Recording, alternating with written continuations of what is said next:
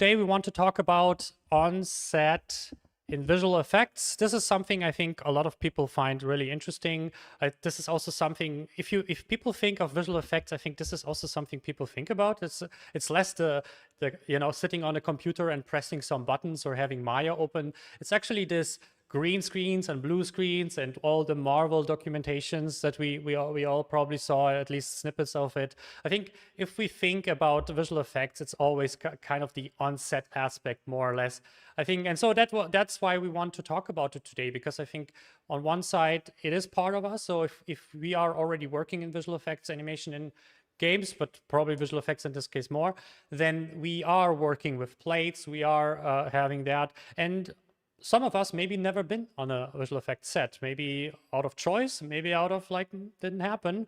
And some of us maybe are interested to dive into the whole industry, and this is the dream, to be on a visual effects set. And so that is what we want to talk about today. So let's dive into our intro, and then let's talk about visual effects being on the set.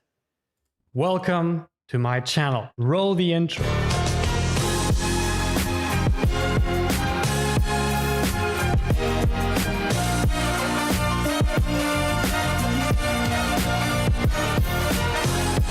Hello, my friend. My name is Alexander Richter. I'm a technical director for visual effects, animation, and games, who was fortunate enough to work on projects like Avatar 2, Monsters at Work, and the amazing world of Gumball at world-renowned companies like Weta Digital, Framestore, and Macrovision. Hey, before we dive into our live stream today, did you know that only 28% are subscribed to this channel? We're doing this live stream every Thursday at 1 p.m. UTC, so subscribe to get notified, and let's dive into our stream today.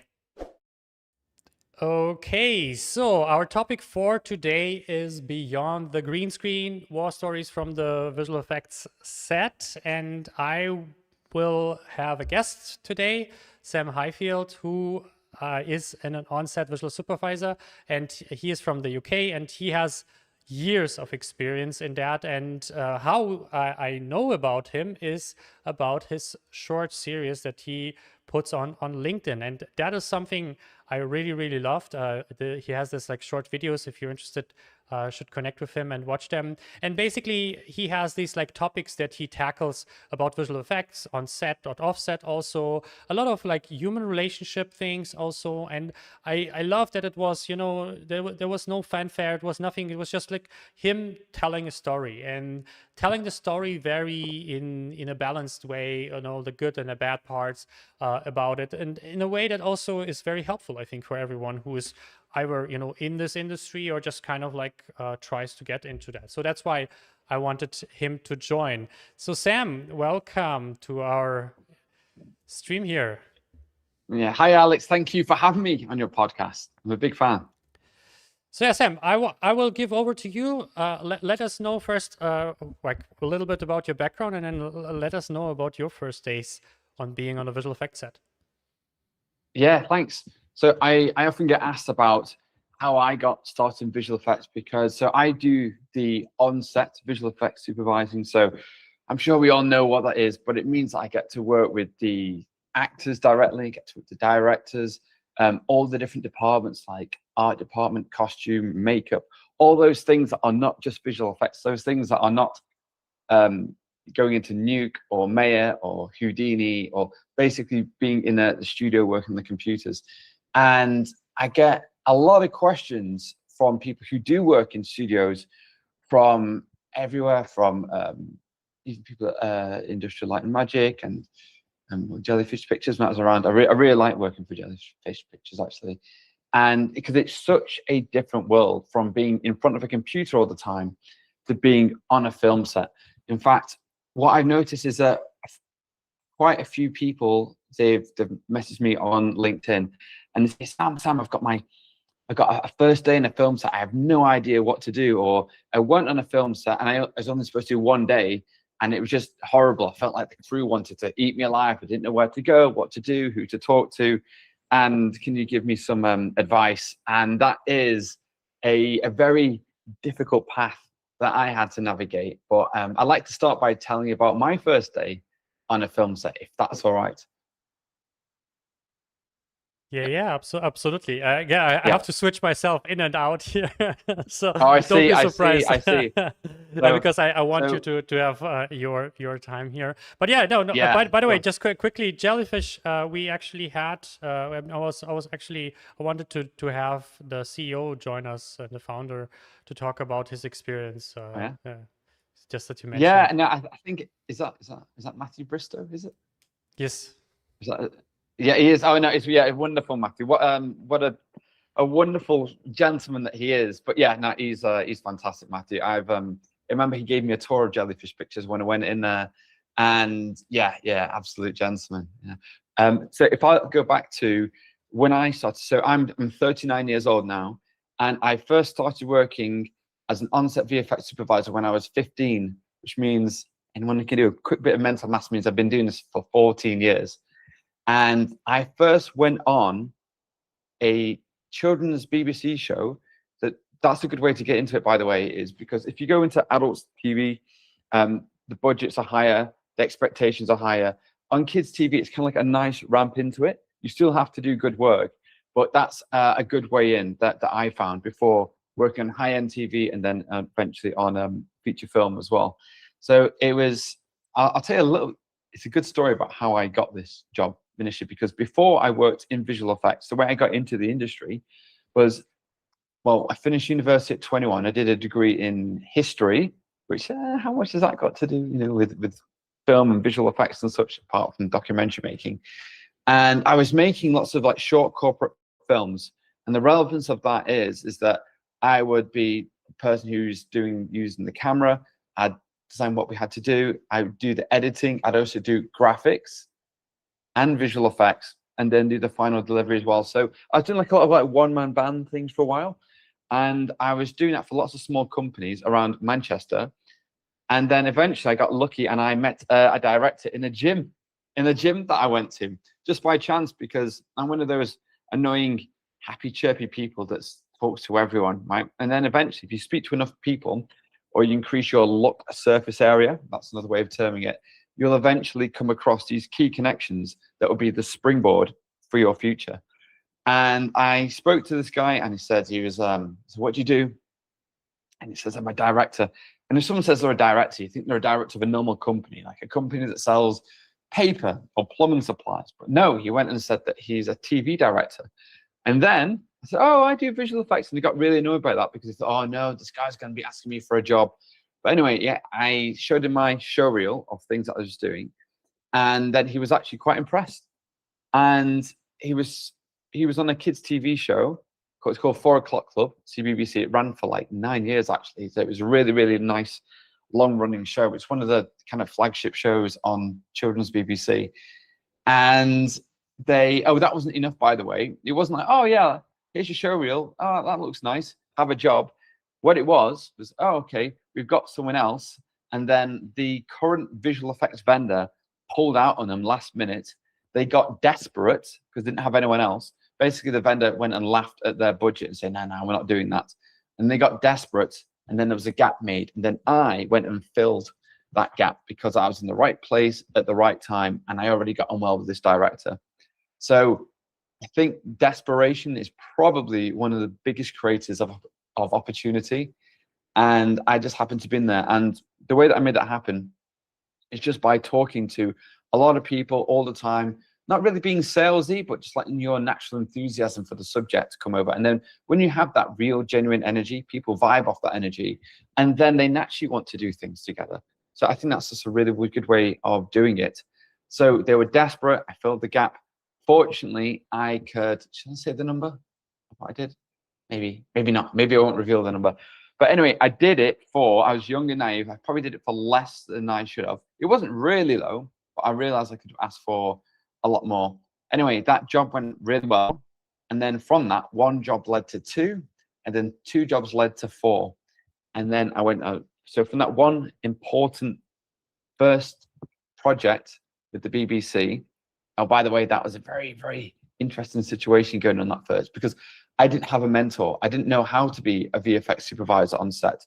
So this would have been back in 2010, was it? All the way back then. So yeah, it's all the way back over in 2010. There weren't really many universities that did degrees in visual effects at that time, never mind on-set VFX supervision, but it was my position of doing corporate films before where you're like a one-man band, but I had to think, well, if I need to go and do a cloning shot, and then we're going to have a locked off camera, we're going to split the screen right down the middle, and then we'll have one person on one side talking, and then we'll put someone on the other side, and then as long as they don't cross that line in the middle, it'd be a nice, easy composite, and I won't have to do any rotoscoping. So it's having that set of habits or that mode of thinking of visual effects that enabled me to be an on-set VFX supervisor. So being a one-man band, doing corporate films where I also had to do visual effects, and when I was filming, I was mindful of the edit and how I'd put it together. That was probably the best training that I had in terms of being an on-set VFX supervisor. I've not said anything about being on set yet, but we can go there if you like, Alex.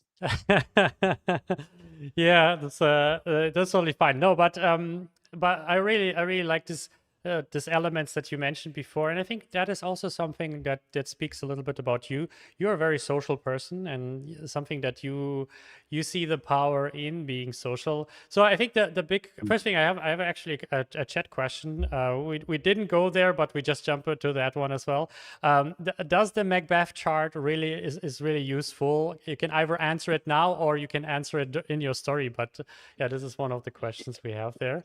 And my question would be: is it like how do you separate, the social aspect from trying to be, how can I say it, like being aware that it exists and being I'm trying to encompass it, but also not becoming like fake and manipulative, like because it is this, like, this a typical advice everyone has is like, oh, you have to play the social game, you have to be social, you have to but where there's sometimes this fine ground between being social and trying to be social, and also activating yourself a little bit to doing more social, and also a little bit these fake being friends just to get the kind of the fake friends thing and stuff like that. And I think that is sometimes a little bit hard. I mean, I think that is the doubt a lot of people will have who feel it like very alienating if someone says, yeah, you have to be more social. It's like, yeah, but I'm not feeling like it. Yeah, that's a really great question, actually, and I'll answer the social question before the Macbeth chart question. You can't fake it. People are so good at seeing if you're being fake or if you're trying to contrive something to happen that's not natural and such. What I would say is just like, you have like a really good engaging conversation with your friend or your partner or your family, just be like that. Have a really genuine interest in something, and then just talk naturally about it. And then you'd find you don't have to do the salesy thing, because people, I always think about what I'm saying and is it going to interest the person. But as long as your energy comes across, then that's what people tend to vibe off. And I mean, this is an exciting world of movie magic, of getting to work with on set these actors that maybe I grew up and I saw some of the actors and you get to see them in real life, and trying to be cool, that you don't want to go and be like too much of a fanboy or a fangirl where you say, oh, it's you, I used to watch when I was growing up. And then they say, oh, you make me feel really old when you say that. So it's just let your natural enthusiasm come over, and just find that something that, it's like any good conversation, you find what that person is really interested in and what you're really interested in, and then that's the bridge to have a nice conversation. I mean, I've had, what was it now? I think I was speaking to one of the owners. It was a managing or regional director of the BBC, and what was he talking now? I think it wasn't even about anything. I think we were just talking about what kind of tea or what's our favorite thing from the snack bar on a film set. And we had like a good chuckle. And then from that, she went and asked me to go and do one of her next series, just because she liked my energy and such. So it really is just about, I mean, this is a really fascinating world. So it should be quite interesting to find something that you're really naturally interested in, and to talk about that and to nerd out about it and such. So I'd say People are very smart. People are very good. Think about how good you are at detecting if someone's being fake or trying to push you down a way of like buying something or something like that.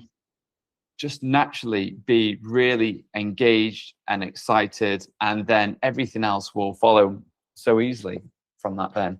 Yeah, and also what I can say as well about visual effects people is this is a hard subject. I remember someone who was doing a visual effects degree, and then they find it too difficult, so they bailed out of that and went and did a medical degree to be a doctor because they found that easier than doing visual effects. So to give an Okay. idea of the magnitude of how difficult visual effects can be, I think because it also is. Yeah. it is the social aspect is a little bit different. I think for you it's also a little bit easier. You seem to be very much easygoing, but I think the hardest part, and the one thing that you mentioned that is maybe relatively easy for you, but it's not. I think that is what most people actually struggle with, is the aspect of listening. Because you are so like, not even because you are, self-absorbed, but you are self-absorbed if you are afraid. Like if you are, Yeah.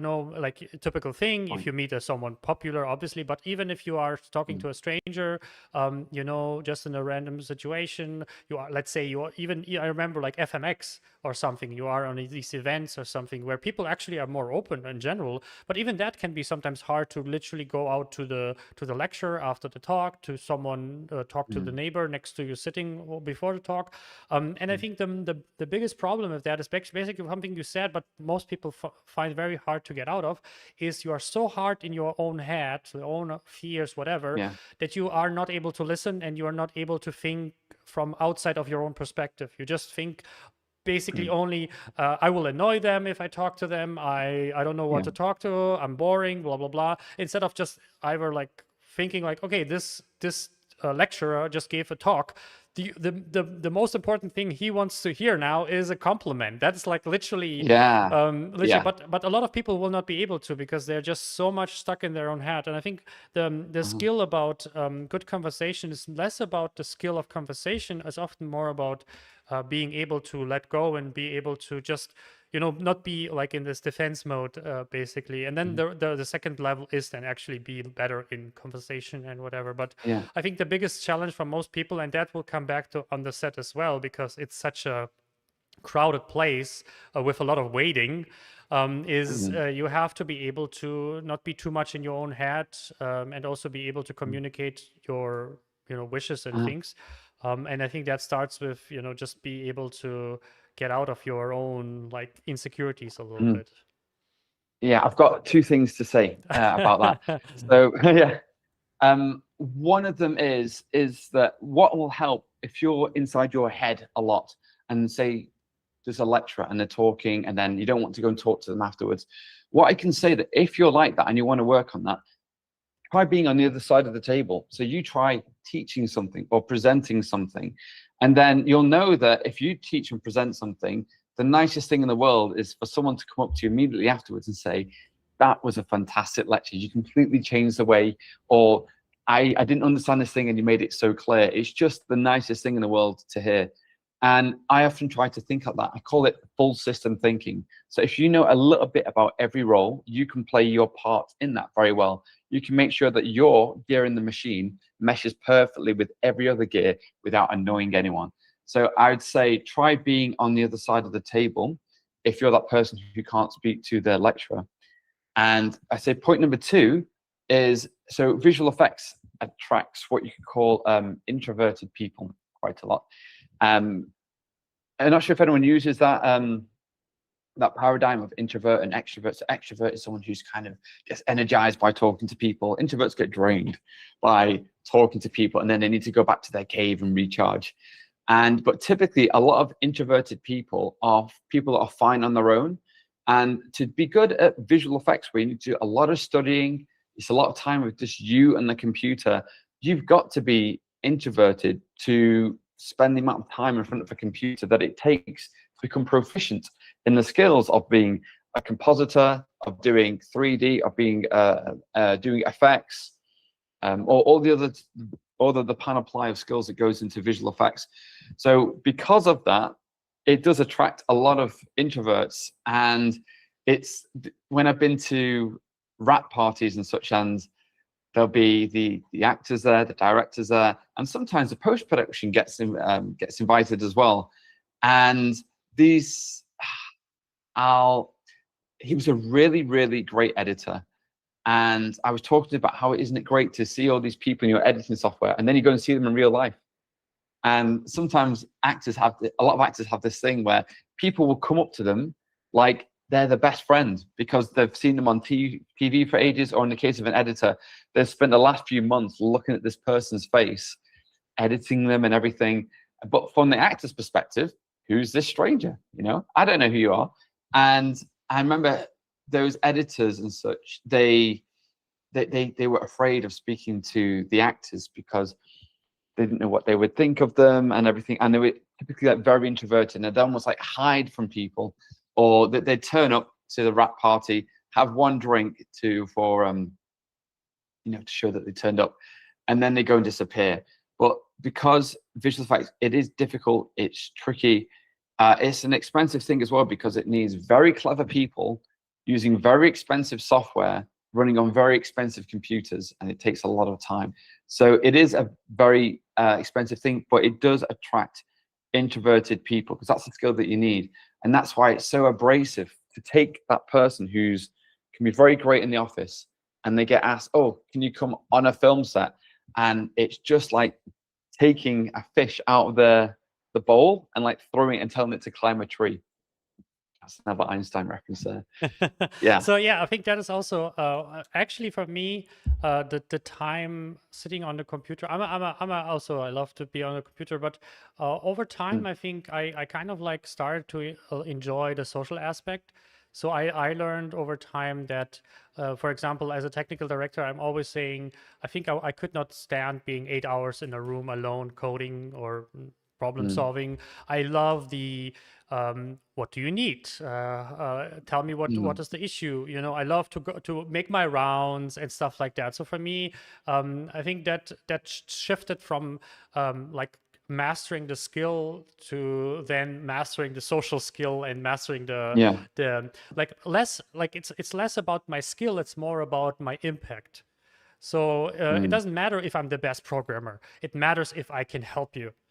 It doesn't matter if I'm the best in Maya. It matters if I can help you. That's literally the value that I gave. It's not doesn't matter if I know every button. I'm 5 times faster than anyone in the world or something. It only matters that I bring something to the table, like even understanding what you want, because you are maybe not technical enough to explain what you want. So I have to understand and translate, knowing Python, some typical issues or whatever. And I think that is and so for me, it started to become this, and one of the things that I actually looked forward to more and more in the future is like being more live on a set or something. It doesn't have to be on set directly, but more getting my hands dirty kind of feeling, like literally going out. Like even in pre-production, sometimes people go out and do like photogrammetry tests or whatever, and do like certain tests that you can do. And I think that is one of the things that even as a hardcore visual effectser, I think sometimes attracts people, just having this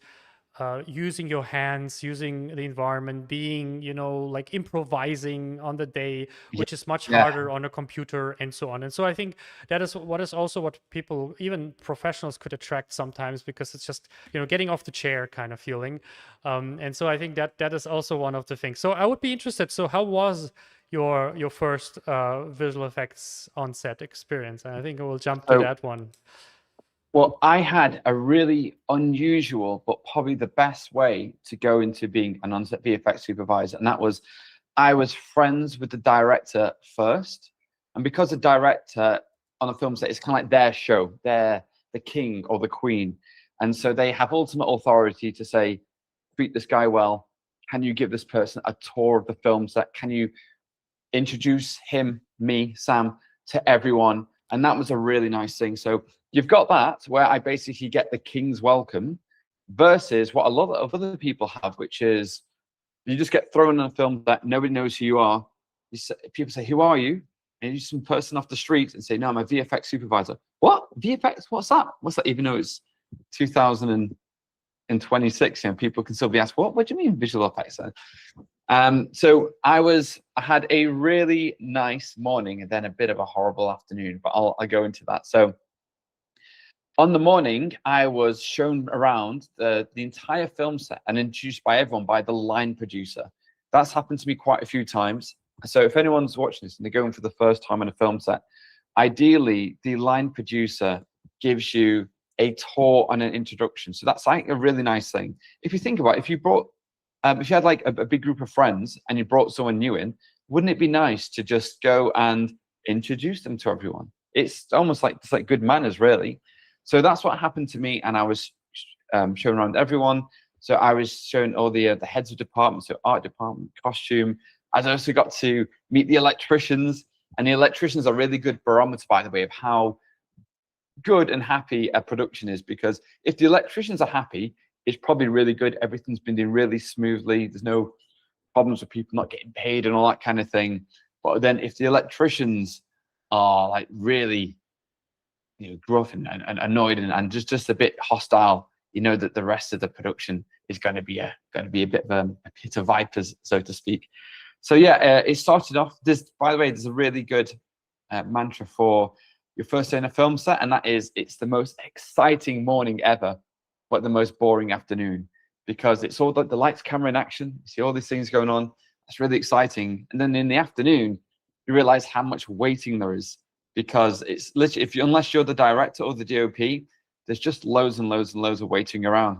I've done that so many times. I've been hired just in case, which is not my favorite job to do, but it happens to all on-set VFX supervisors. So we go for a SWD, a standard working day, which is 10 hours plus a 1 hour unpaid lunch break. That's what the current trade union term is, I think. And so I'll be waiting around for 10.5 hours, not really doing anything. And then in the last 30 minutes, I have to do a lot. So what do you do in that first 10.5 hours? Well, you can do previs and all that kind of thing. But I set a record. I managed to drink, I think, 15 cups of tea. And that's my record for the day. Yeah, but that day happens to a lot of us. So that was a nice thing that happened in my first day on a film set, where I got introduced and shown around everyone, which is great. I got to show to all the different film sets. Here's this huge green screen that we have. And this is back in 2010, I believe, or 2011.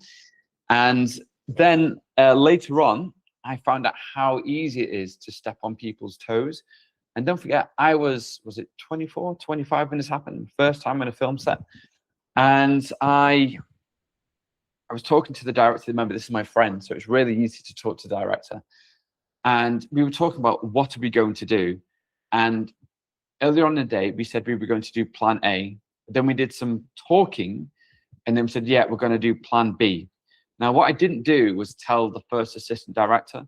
So for people who don't know, that the first assistant director on a film set, they are kind of like in charge of the timing and organization of things. And there's sometimes things like the sergeant major, like, no, we've got to move on. We can do this, we can't do that, that kind of thing. And if everything goes off schedule, it's their fault, basically. But I remember he pulled me aside. I said something, okay, we're not going to do plan A, we're going to do plan B.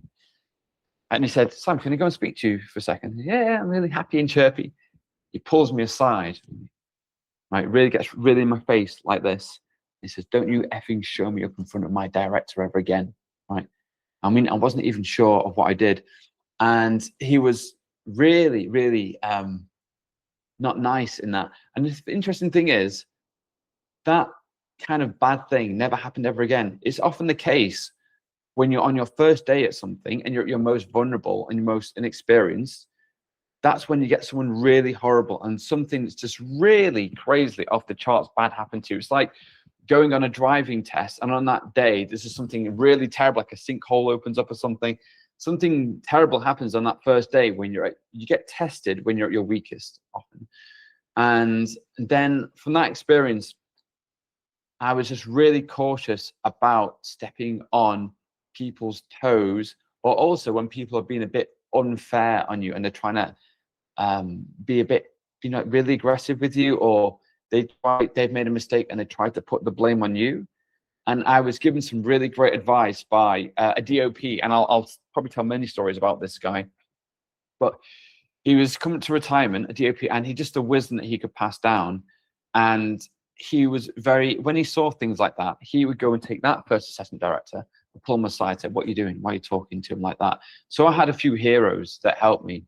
But typically what happens is, and this is very much like from the story of the Count of Monte Cristo, if you know it, sometimes, it's not just in film and TV, it's in any organization, when you'll see someone new come in, they'll be bright and starry-eyed, and then someone higher up will make a mistake, and then they'll try and shift the blame onto the new person, so they get sacrificed, they get buried, so that person can go and fight another day.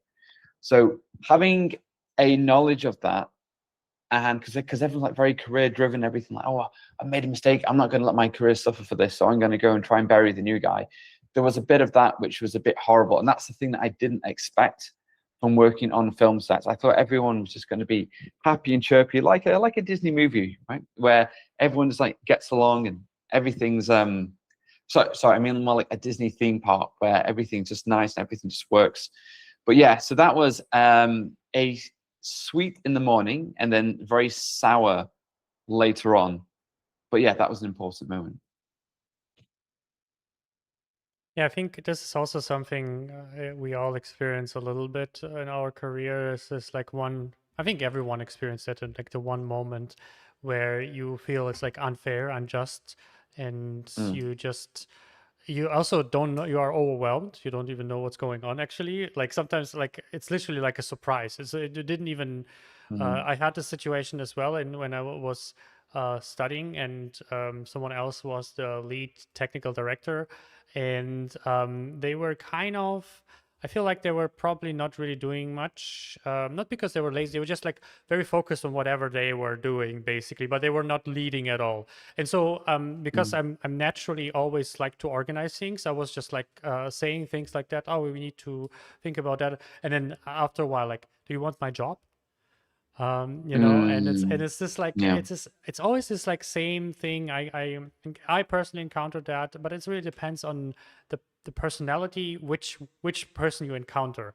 Like I generally encounter people who are afraid of their job, basically, but it's because I'm easily overreaching, because I don't give a shit about someone's like things, especially if it's on my table. If something drops on my table, if something has to be done, I'm not much for like bureaucracy stuff if I can avoid it, and I will do it if I feel like it doesn't move forward. I just do it. I'm not blaming anyone. I'm just like, I just want to move forward. But it's easy that someone is suddenly in your face and says like, oh, you want to take my job or something like that. And I think that is that really depends, I think, on the personality, and then can be different. If you are more like a passive person, maybe you are the scapegoat more often, which is, for example, doesn't happen to me very like ever. Like no one ever scapegoated me. That doesn't work with me, basically. That's good. But it works the other way around, because I'm so active. It can happen that I step on someone and then they start to push back and stay like, oh, I didn't do it, but you are not allowed to do that yourself, basically, kind of situation. So I think it depends a little bit on your like type, where you end up hitting the wall, but I think everyone hits the wall somewhere, and I think that is something very important to understand, because sometimes it has something to do with your own actions, sometimes it has nothing to do with the actions. It's really hard to tell sometimes. And it always happens when you're not friendly with that person. So typically that kind of person who gets in your face, you won't know them very well. But when you do know them and talk to them, you find out a little bit about their role, then you can. I mean, I'll take a typical thing is when, before the age of virtual production and such, when we had like a lot of green screen and blue screen, and still green and blue screen still used a lot today, is we'd have a problem with costume where they'd really want to put someone in a green jacket, but then they'd be on a green screen, and then they'd turn up. Obviously they didn't know that someone's going to go on the green screen, and then they'd turn to me and have a really big go at me for saying, look, you're compromising my vision. You know, we really wanted this green jacket, and because of you, we've got this green screen and all that. And by the way, that person, so the head of the costume, this is like where levels of power come in as well. Remember the DOP? He was a wonderful gentleman. I'll not drop his name, but he was a really great kind of mentor to me in many ways. So when this green jacket turned up on the green screen, and he just said, look, no green in the green screen, clues in the name. Because it was up there, the costume person couldn't say anything, right? And that was it. But if you just have, what I try to do is I just try to have a good dialogue with everyone. There's two reasons for that. One, it helps me to enjoy the job, right? I like speaking to people. I like to hear about people's stories. Everyone's really interesting, I find, and especially when you find their story or that thing that they're really interesting, and you have these. It's a really good way to make friends fast as well. But when I learn a little bit about their job, that's really good, because if I can suggest something, but I'm thinking, hang on, that makes a lot of work for costume, or let's say. Oh, here's a good one. Let's say this is the shot now, and we wanted like a dream sequence where there was like lots of papers just flying around the scene. If you're going to do that practically, and this is something that a visual effects person would never think of, but if you're in art department, you might think, all right, if we're going to do that for real, we're going to go and get a stack of 10,000 sheets of paper. We're going to get a wind blower or a wind machine, and we're going to go and drop those bits of paper in the fan. It's going to whip around, and then it's going to be maybe a 20-minute reset just to clean those up. But if there wasn't there in visual effects, there's no reset time, right? Because you don't have to go around with like a big pan and brush and sweep up all the papers, so you can go do another take. And so when I read that in a script, and it looks like they're going to do it practically with paper and such, and that's very easy to CGI paper and such, because if it's moving really quick, there's loads of motion blur, you can CGI that really quickly. So I'll go over to the art department and say, look, how about we do that with CGI? I can guarantee it look really good. You can design the actual bits of paper that fly around, and we'll put those as graphics on planes, basically, and then we'll put that through a particle simulator, and we'll go and send those around. And they say, oh, thanks so much. We were so worried because this massive reset time is really going to bury us, because we're so busy with everything else. We've got so much to do. So if you could do that for us, we'll provide you with the artwork for these sheets of paper. And so they do 5 different graphics, and I'll just random seed those over 10,000 sheets of paper and then put that through the simulation. And it's like no problem, because there's no cleanup time. It really helps them. And then they want to start buying you drinks in the bar afterwards, because you've really saved them out of a time. And that's a very easy thing to do in visual effects, and put it in the budget somewhere. So speaking to everyone, you get to realize what their duties are. And if I make a suggestion, it could be an innocent suggestion, am I making a lot of work for someone else? And it goes back to what I was saying right at the beginning of this about having an idea of the full system. If I know that if the costume department really wants a green screen, or it's part of the canon storyline of the show where they must have a green jacket, let's say Legend of Zelda, we're doing a live action film, and Link's green tunic is a very big part of that. We design it around that, so we make sure we'd use a blue screen or a gray screen, or we do some virtual production setup instead. So I know that we're not going to create a lot of problems for them. And just having a little bit of knowledge, you don't have to be a master in every subject, but knowing a little bit about, even a bit about acting, because the worst thing you can do is just have I'll use this here, like an eye level target, where it's just like an X on a stick. And that's really bad for an actor, because I'm not sure if you've done any acting, Alex, but not having a human face to look at, no eyes, is really, really bad. So what I will tend to do is, if we've got a cloning shot and an actor has to speak to themselves, I will ask for, can we get someone that's the same height as our actor? It can be male, female, it doesn't matter. Just so when that actor is giving their lines, they've got a human face to talk to and react to. And it's really, really different. So because I know a little bit about acting, I can suggest these things, and this can be weeks or months in advance. And then the actors have come up to me afterwards and said, Sam, I love that. So many times I've had to talk to like a white paper plate with a black tape cross on it. And that's what I have to do this incredible emotion performance to. So yeah, thank you for having another person there that you can actually talk to. So having a little bit of knowledge about lots of different departments outside of visual effects means that you, like a gear in a complex machine, you can mesh perfectly with everything else, and you don't start breaking things, because that's one of the number one things that I hear about on-set visual effects supervisors, is that because they don't know, or they haven't been on a film set too much, they step on everyone's toes. They make these odd suggestions that just break everything else. And that's how, and coupled with maybe not communicating too clearly, there's a saying that as soon as a VFX supervisor opens their mouth, a complete mess just comes out. And they start talking about simulation this and particles that and everything. No one understands because they can't see any of this stuff. So yeah, that's a big part of, if you can speak in everyone else's language, or you can still speak in visual effects language, but it has to be in a register that everyone understands. So it's like if doctors start talking a lot of acronyms. Why don't we BEC this and PDDR that and everything? Nobody knows. Nobody knows. But if you speak in that nice register, just like having a really good conversation with a group of people, when everyone gets it, everyone can really vibe and engage. That's the kind of energy that we're going for. Went on a lot there.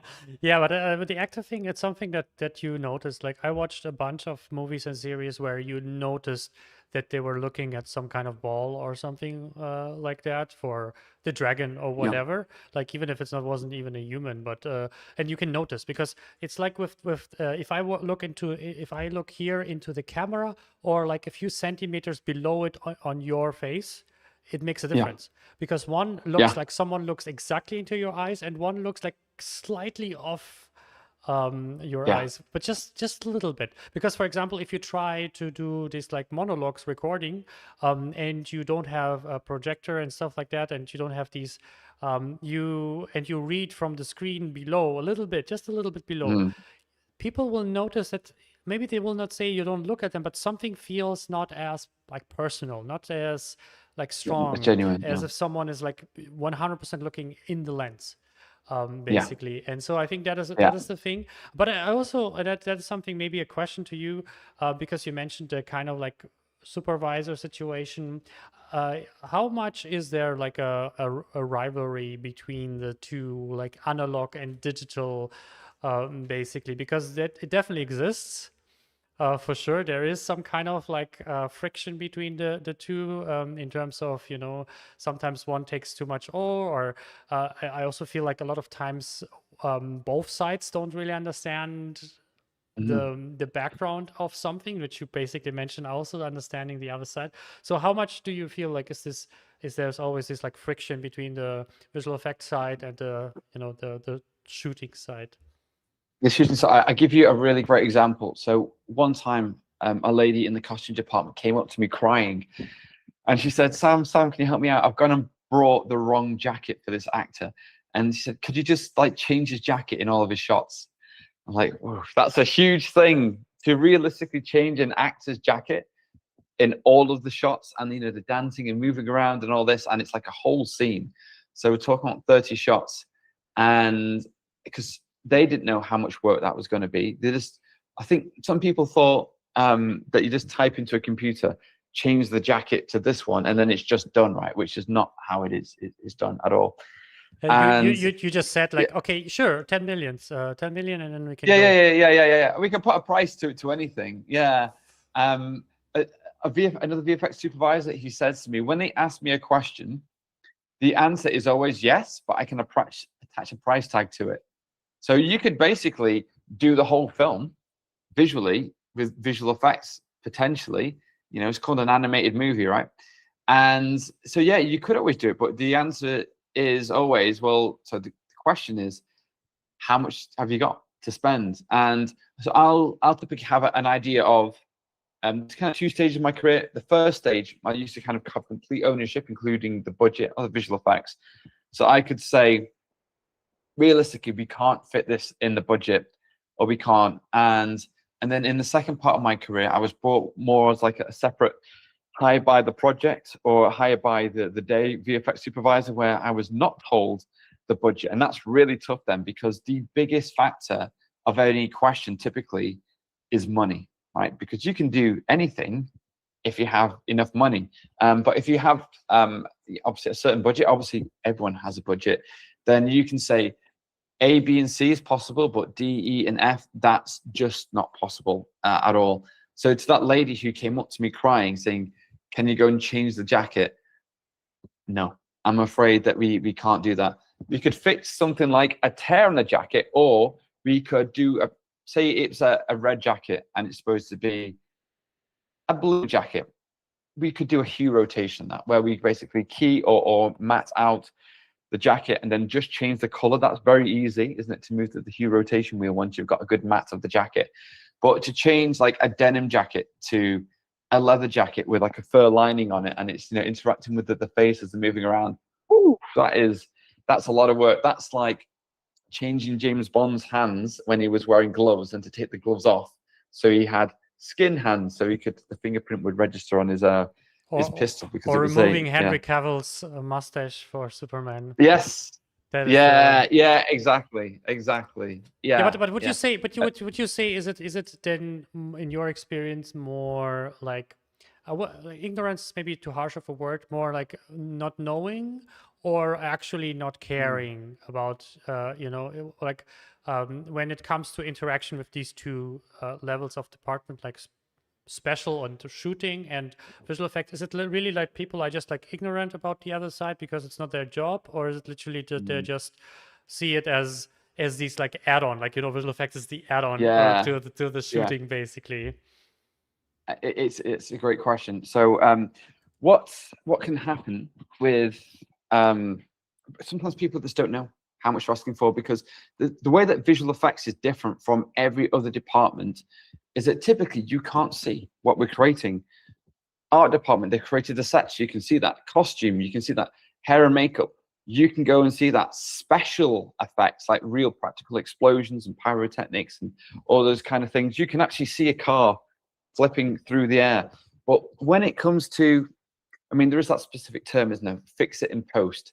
And sometimes a production, especially when they're moving fast, let's say there's a problem and I think, well, we've got to squeeze 5 filming days into 3, and everyone's been rushed. There was one production I was on where literally the props in the background, like let's say I've got some shelves behind me there with the plants and the camera on, they were literally like falling down, like in the middle of a take, and you see, oh, visual effects will just fix it. Or the microphone boom was coming into pretty much every shot. Oh, visual effects will just fix it. And the thing is, it's when we set VFX budget, we always set a certain amount for fixing things, right? But this was just getting ridiculous. I mean, it was so rapid. If it was a machine, basically, or an engine, all the nuts and bolts would be rattling off the car and falling out all over the road. That was the speed at which we had to work. And sometimes you think, oh, well, there's a bit of a gray area for, we can just fix things, right? And he hasn't given us a price, and he can't give us a price because obviously it's just happened and we didn't know about it. But we'll keep piling it onto visual effects and they'll just fix it.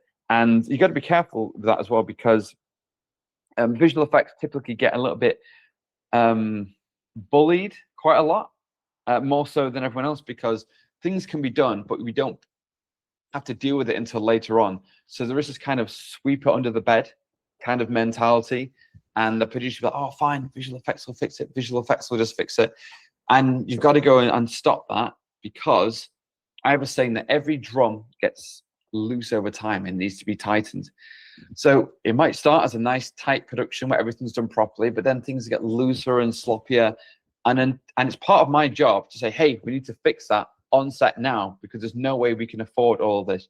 You've just added another 20 artist days to this, and you've not given me 20 extra artist days of budget to go into this. So you just have to be really, because sometimes a lot of producers are really good, well-balanced, well-meaning people, but sometimes they will push you and push you and push you and push you until you push back. Because it might not be an evil thing. They might just push you and push you, thinking, oh, well, hang on, maybe it's only 5 minutes to fix this thing, or to fix that shelf that came down. I don't know. And then they'll just go and go and go and go. And I've got the worst story you've probably ever heard about visual effects. I'll tell you about it later on. But sometimes I just keep pushing and pushing and pushing, adding more and more work on. You've got a fixed budget, but not a fixed amount of work, right? And that's the thing you got to really control, because it can really spiral out of control quickly to the point where you can ruin the whole production. But yeah, you've got to be able to push back against that. And that means that you, as a visual effects supervisor, especially if you're new to the job, you've got to push back against these really powerful, really experienced people. And that can be quite scary, quite intimidating, because it can become like a confrontation. In the best case, it's a very civil, intelligent conversation between two captains of two different ships, and both have a mutual respect to each other. And we say, we want to do this, but we have these difficulties. And then you figure out a plan of best compromise. So that's in the best case. And in the worst case, when you say, you're going to do it, you're just going to have to swallow it, you're just going to have to suffer, basically. There's where do you draw the line in that? Fortunately for me, it's been quite civil. It's been quite nice.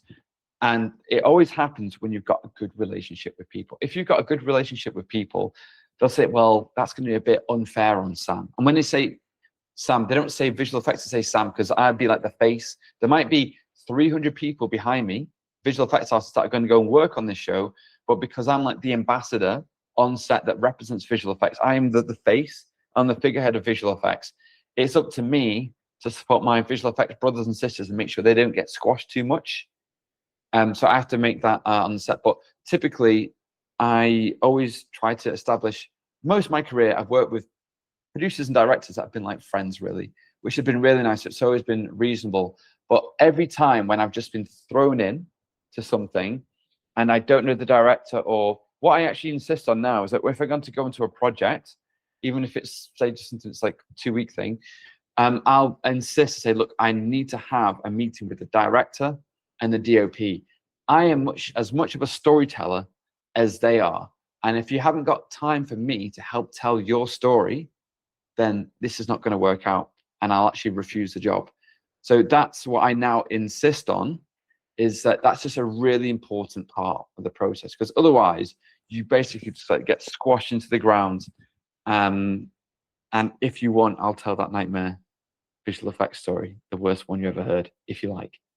Sure, but like it reminds me a little bit on the podcast we did with Scott Ross, and then we called it the model of madness of visual effects being non-profitable, being it's hard to find the levels of like he had problems with it, ILM had problems. Like every visual effects studio has huge problems financially, and not always because they don't find the project, it's because the project are not worth it. One of the many reasons is exactly what you described. It's like, because the contracts are set by the storyboards, and then during the shooting, during the pre-visualization stage, suddenly the director says, you know what, change this to a truck or whatever. This is not a car anymore, or change the car type or whatever. The contract is still the same. It has these like a little bit wiggle room, but usually it's not enough.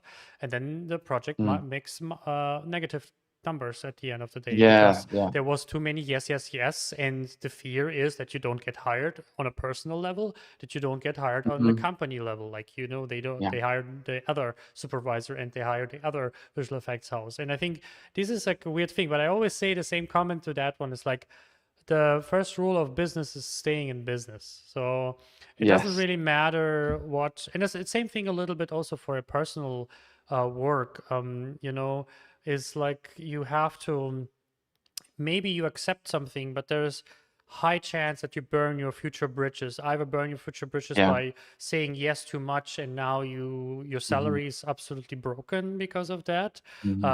Destroy your future bridges because you have certain reputation of being a yes man or whatever, and then having a hard time to get out of these situations, and so on and so forth. So it's like this like, but at the same time, obviously the other side is also not great if you become the conflict person. That's something, especially in a closed industry. Being a problem child is also a very dangerous situation, which can be easy.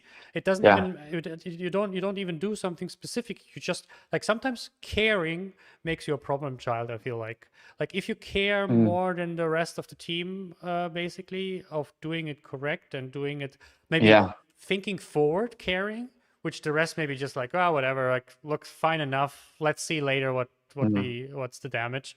Where you like, no, let's redo this. This will cost us much more. Yeah.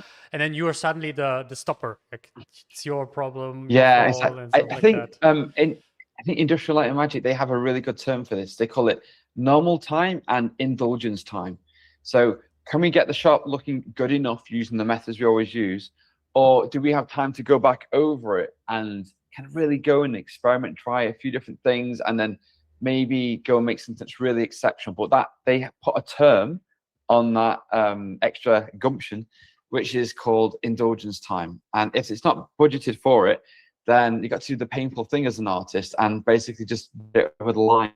And it will probably look good enough, but it doesn't speak to your soul, or it's not this wonderful thing that's going to live forever in cinema history. But that's also why it's called an industry as well. It's not a hobby where we can spend as much time as we want. We need to get a certain job done in a certain amount of time. Yeah. So let us hear your nightmare story. Okay. I'll just say one more thing about budgeting and such. I think in the early days, typically visual effects, it was made just by a load of passionate artists, right? And artists and salespeople are normally two very different people. If budgeting and money in business were, if people were really good at that in visual effects, like they are in the music industry, we get paid royalties. I mean, can you imagine that, Alex? Can you imagine doing some visual effects shots and then every time it's shown, you get a residual check through the post and say, oh, here's some surprise money. Can you imagine? They do this with actors, and they actually negotiated a better Yeah. deal now recently. Yeah. But I think that maybe this is too much. But what I actually believe is maybe more realistic is basically the same, but for studios. Is like a share.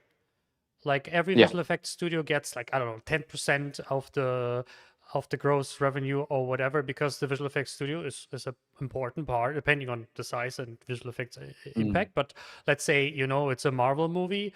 If the visual effects studio says, okay, we do this for this money, which is maybe like literally just like zero out, and we get like a 5% gross revenue share. I think that would be, I see this as the most realistic thing. But yeah, I think when it comes to visual effects artists, when you have like a Marvel movie and you have like 3,000 visual effects artists and everyone gets like 0.01% of the revenue, it starts I think to become a bit crazy. I mean, because for even for actors it's crazy. Like if you I saw this one where he was talking about, he appeared in Stranger Things, and he still gets the residuals like every, I don't know, every year or every month or whatever, basically. And still, you were, depending on, did you say something? Did you appear? How long did you appear? And then you get the fraction of a share basically from that. Oh, wow. Yeah, I mean, ideally it should be like that, and it should be per artist, but is that realistic? Yeah, well, they do it for actors and such. And all these visual effects people, they're all highly skilled people, aren't they? They're all like doctors, aren't they? High level people who have loads of industry experience in visual effects, are like surgeons, aren't they? And so I think, there should be something done. I mean, technically it can be done. You could give what shot did you work on, and that was shown for so long, and that was an important part of the story, so you get a certain 0.01% and such. And talking about visual effects budgets, because that is the subject of this nightmare. Now, I've got to warn everyone, if you're of a bit of a timid disposition, you might not be able to sleep after this story. Okay. Yeah. So I was on it was an interesting show. When you go to the theater sometimes and they have the real actors on the stage, we were filming all of the green screen elements. So this was a huge green screen studio that you could fit like 3 double-decker buses in, like really high ceiling and everything. And I was brought in just for one day, just to do like, some consulting. I had to put marks on the screen, on the green screen as well. So I got my laser out and put the crosses at exactly 2 meters, and then put a special one for the world origin and all that kind of thing. And I just gave some advice to the DOP about how, if we're going to have a close-up view, we always need to have at least how was it a minute? Like, I think 5 of these tracking markers in the scene, and then you can always go and track it, right? Now, and then I wasn't the visual effects supervisor on that one, and this was the kind of job where someone said they went and asked a lot of people to price up the job. Everyone came back too expensive. And then this one guy said, I'll do the job for half the price. And when I was there, he said, Sam, do you know anyone who can do match move? And I said, I do, but they all work for big studios. And he said, right, well, I mean, it's all looking a bit too expensive. And I said, well, what about, why don't you go to ask some really great people who work over in India, because the cost of living is less there. It could be really price effective for you. And he said, no, not even they're too expensive. I'm like, so if even they're too expensive, what's going on? So anyway, I did my setup of the screen, and then I set my invoice, and then a month went by, didn't get paid. 2 months went by, didn't get paid. So I thought I'd send them an email, said, do you want to go and pay this invoice? And then 3 months went by, and I just didn't hear anything. And then just before Christmas Day, we got, 24th of December for most of the world, I got an email saying, we've had to completely, well, our company's gone bankrupt because the visual effects came in way too expensive in the match moving, and so we can't pay anyone. We've had to shut down the whole production. No one on the crew is getting paid. None of the actors are getting paid. The camera crew, everyone has been done months of work, and we just can't pay you because this whole thing has been like a massive flop. And it was all because of the visual effects were way too expensive. It's an integral part of the show, and therefore we just can't deliver to our stakeholders. And so everybody, and this is just after coronavirus, this is the first work that a lot of people had for a long time. They did months of work and nobody got paid. And I'm sure that some people wanted to find that visual effects supervisor and kill him, you know, especially some of the electricians are a bit more gruff about those kind of things. I don't care, mate. You owe me money. I did that job, that kind of thing. But yeah, wow, what a thing for a visual effects supervisor to make just a really bad call on the budget and to sink the entire ship. I'd probably leave the country. Yeah, I mean, this is also like, again, this is a little bit also the danger sometimes of not listening to your own like inner voice. Sometimes I feel like maybe every time, I'm not sure it's every time, but I feel I would say, let's say close to every time, we kind of feel it. We sometimes it's desperation. We accept something. Oh, I need a gig, or I need the money, or whatever, and sometimes it blows in our face, and it costs us more than if we just ignored that opportunity and like look for another one. But I think this is also one important part of these kind of just this industry, but every industry is like learning, to make the better decisions at the end of the day. And the more people are involved, the more it is about kind of listening to your voice, I think, like at the end of the day. Yeah, it's like you said earlier, the first rule of business is to stay in business. Yeah, it applies also for you as an individual. Like, there's no, you always have to look out for yourself. And if someone is like coming with the, oh, sorry, we cannot pay you this month, but can you continue working? We will pay you next month. It's like, even if you like the person and stuff like that, it's still, you have to. Sometimes, I think that is, you mentioned this with the finance thing. I think that's a big problem. I saw just recently someone on LinkedIn started to post that he is like invested in the stock market. I'm not sure if you have the same feed as I have, but he started to post it as a like visual effects basically artist, and he posted like, oh, he now gets like $1,000 per month dividends or something like that, which is cool, like really cool. But I just reminded me like how bad certain industries are with money, and I think ours is definitely one of them. Because we are like painfully in multi-levels, because we have low wages comparably, we have low job security, high entry level, high like your Mhm. currency. You always have to like you have to be on the like the newest AI stuff, the newest plugin, Maya 2000 whatever, Mhm. USD whatever. So there's like a lot of things, and then over time it's really hard to collect if you get paid underpaid. You only work 6 months in a year. It's like a double punch. Mhm. Like, oh, you already Yeah. work only half the year, and you don't even have enough for the full year basically, because even as a Yeah. freelancer you get not paid enough that is worth basically the thing. And then you are so focused on just making it that you forget that there are investments, Yeah. saving, whatever, like thousands of other things that can help you, that are maybe outside. Like a few people started with COVID these like second roles, like Yeah. online courses, mentoring, whatever.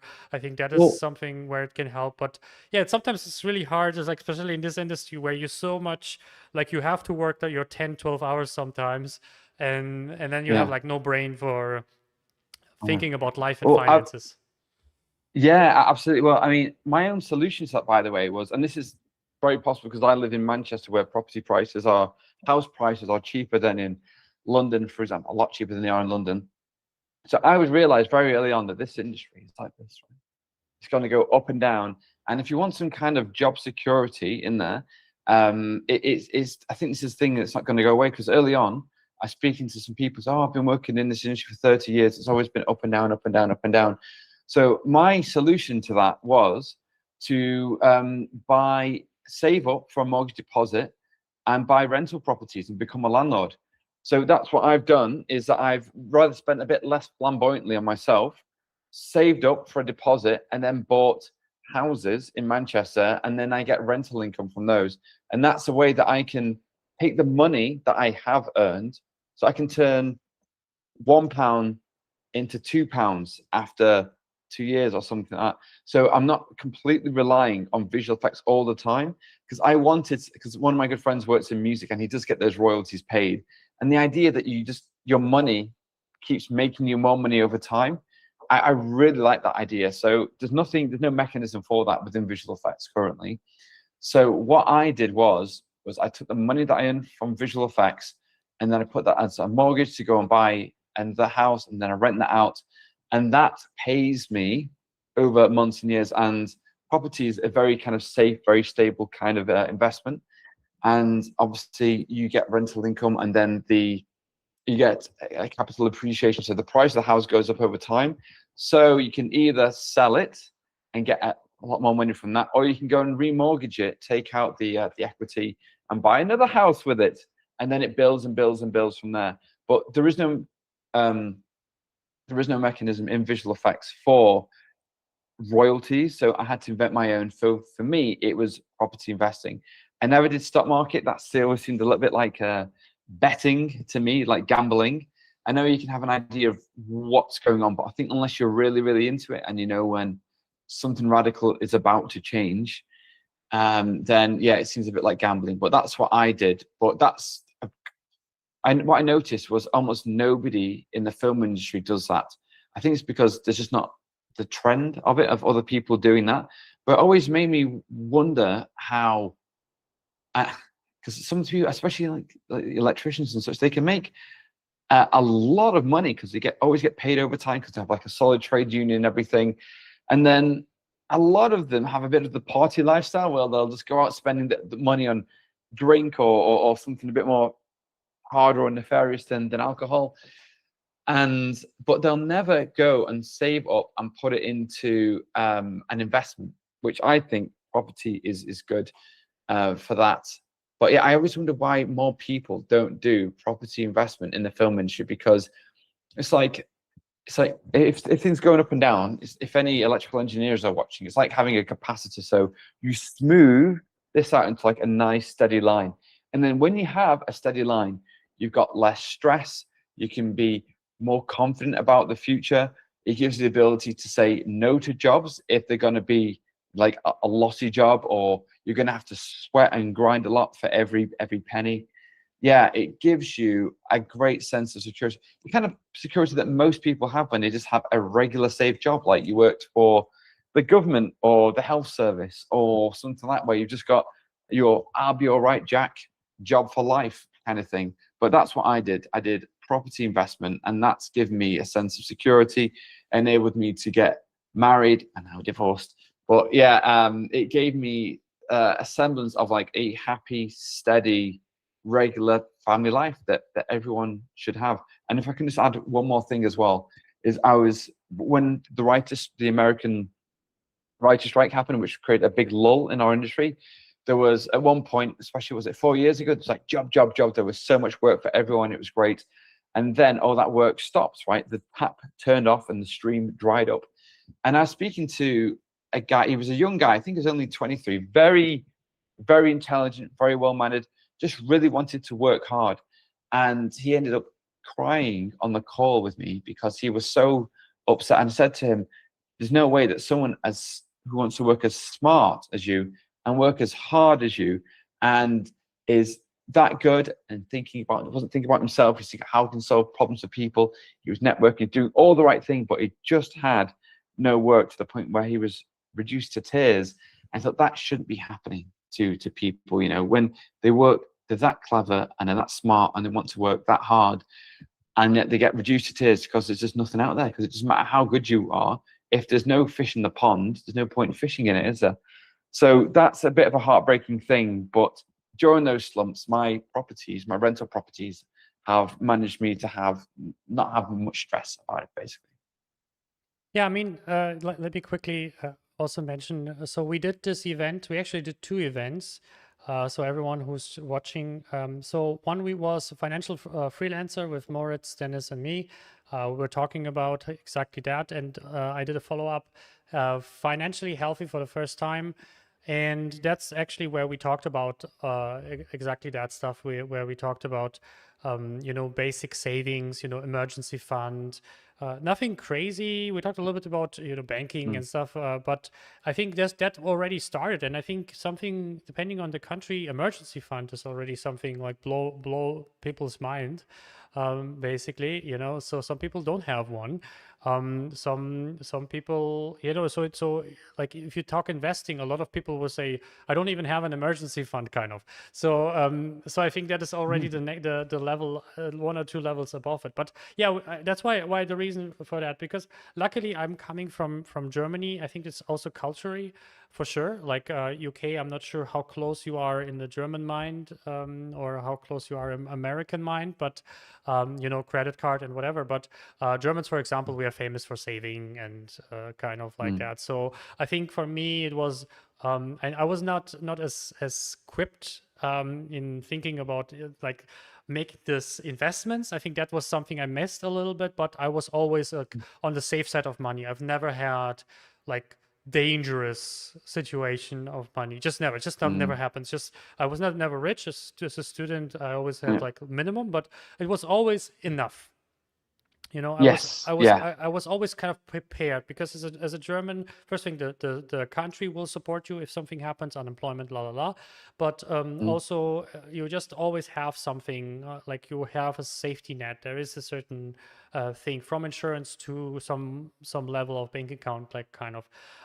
Sure. But interesting enough, but again, at the end of the day, it doesn't really matter, property or gambling, basically, because what important is that you, and that is the thing, important is that you kind of increase the probability of your financial health, basically. And I think the biggest danger, especially in our industry, more than in most industries, with a few exceptions, actors and stuff will probably combine in ours, is that's the danger. It's like low payment for oftentimes years. Like, so a lot of people, visual effects artists, they are lowballed for 10 years basically.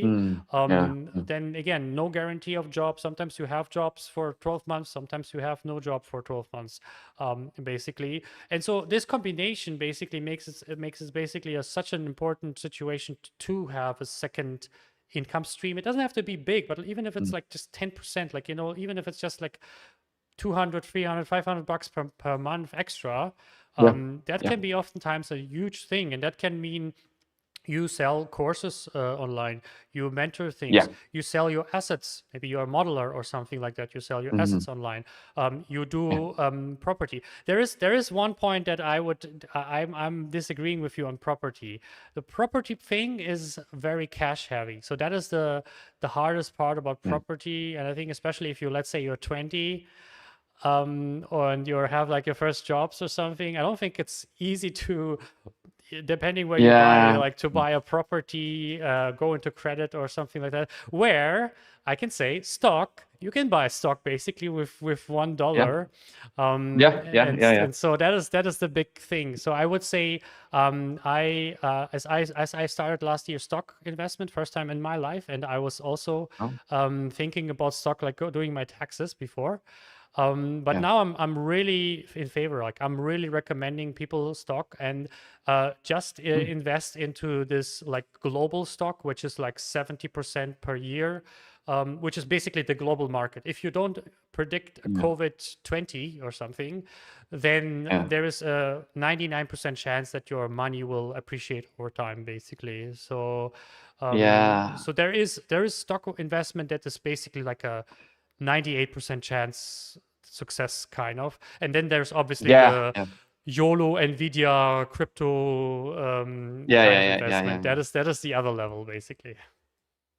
Yeah, and absolutely. I mean, that's definitely like a lower barrier. And I know, I don't know a lot about stock, but you've got the are they called indexes, like S&P 500, where Yes, it's a collection of 500, the ETFs and and it stuff. goes up. Exactly, yeah. It goes up and down, but generally it goes up over time and more than you would get in interest on a bank account. So you might as well have your money in that as opposed to something else. So, but yeah, I think it's about being smart with money. But I find that almost nobody has investments in the film industry. I think it's because they all their bandwidth gets used up on the film industry. Remember, this is a place where long long relationships are a bit of a rare thing because people, if they're traveling around on film sets and such, or even in visual effects, if you have to move around to where the tax incentives are, you can't lock down a long relationship. So I think because it's so all encompassing, this mad industry, the magic of the film industry, and it is magic. It's been wonderful. Some of the best experiences of my life have been working in this industry, but it's when I've been like a really nice, steady thing for a long time, and that's when all the nice things come out of it. But if you're traveling around and going from one place to the next, never with the same film crew twice, everything, then it becomes a little bit, what am I doing with my life? Even though I'm making all this great stuff that might be going on in the cinema and such. But yeah, so to have some financial intelligence, as you said, yeah, that should be standard, and it's very undersubscribed, that mode of thinking. Yeah. Yeah, but I mean, it is harder than, I think, again, if you have a normal 8-hour job, I think it's easier to like separate yourself from the job a little bit. If you're just like if you're a tax advisor, or if you construction worker or whatever, you're not going home Mm, and like think about construction. You're not going home and generally think about tax law afterwards usually. And you mm, have your more regulated times and so on and so forth. And then you basically have some time or potential. But if you, as I said, like a lot of visual effects artists on the weekend, they watch tutorials. yeah. They are doing stuff, personal projects. So even You should be some outside, of the richest people in the world. I mean, yeah, think yeah, about even. how engaged you are in your job to want to learn more about your job in your free time. I But mean, it is a wow. little bit Yeah, the artist struggle thing, the typical yeah, broke it is. Yeah. artist, and I think there's a level of acceptance between us, like where we say, we are so blessed being in visual effects that we accept that we have flatmates until 10 years Mm, into our career. yeah, Because like yeah. London, because you're not able to afford a Mm, decent living in central London without having mm, like one or two flatmates, basically. Even as a yeah, supervisor, I know people that yeah, yeah, yeah, yeah. because it's just not affordable, and not like, and so I think there is this like thing of being so focused, like mentally, so like basically just there's nothing else in life, and then basically also kind of like accepting the low budget and low everything, and maybe a little Hmm. bit, it's maybe it's also an industry of the youngness, basically. It's Yeah. this, like, you don't, this is one of these industries where you don't think about what you do, retirement or whatever. Like, I don't like, there's Mm. certain industries like acting or something, I don't, also similar, like, you know, you don't, or modeling, like if you are a model now, Mm. 25 or whatever, you don't think about you being 40. Or if you are a football player, you don't think Yeah. about, you know, when what happens in like 10 years or something, that you're maybe absolutely not Yeah. be able to be professional anymore. So it's, I think this is like also like a problem of these, like, we're so engrossed in this, we're so in this like youthful, like, wow, like, Mm. boom, explosions, and at the same time, yeah, just have no time and mental energy to even think about it, and sometimes also no capital, basically. Like, if you Mm. think about what you earned in your first few years compared to anyone else, from, like, let's say people you are in school with or whatever, who had the same Mm-hmm. job in a different industry, like accountant, some, you Mm-hmm. know, construction even, or something like that. They had Yeah. much more, as you said, like lighter, a grip, probably much more money than a visual effects artist, generally speaking. Yeah. Yeah. Because the work is generally steadier, and I think it's because in visual effects, because nobody sees you working until midnight, or people working at the desk when the sun's gone down, and you got like a load of glowing faces from illuminated screens, and everyone's just working, working, working, and possibly unpaid overtime. I think it's because the people with the money don't see that. If the producer was walking around and they see all these people put in all this time, it would become immediately obvious that, wow, these people need to be paid more, or it needs to be taken more seriously. And I'd just like to make a point about what I found over the years, what visual effects actually is. Because when you ask people, what is visual effects? You could say, well, it's a way of making all these magical worlds, or bringing dinosaurs to life after they become extinct and everything like that, or doing a beautiful map painting in Lord of the Rings of this castle that couldn't realistically exist. But now, what I actually found out, that what visual effects are for are to save the producer's job, right? That's what it's for. So, or to save the production in some way. So it could be that, I mean, there's one film that I worked on, and we needed snow to be everywhere. That was very important for the story, that there was snow everywhere. The whole film, 100 film crew turned up, cast crews there, everything. Turn up to the mountain, there's no snow, right? Had you done that in 1980s, that producer probably would have lost their job. It's like, did not think to go, and we paid for all these people to be here. We can't tell this story. Could you not have just called up one of the locals and say, can you just have a look up at the mountain, tell us there's any snow there? And they could have said no and said, all right, we'll have to go somewhere else. So it's the ability, or when virtual production came around, it was just a very incompatible thing for them to think, well, okay, so we're not using a green screen, but what if we want to change our mind? What if we want to change the set and everything? Just, no, you're getting it in camera. And they just couldn't understand, no, what visual effects is the ability for us to mess up and to fix it later on, and to change our mind as many times as we want. So that's actually what visual effects is. It's solving problems for the production.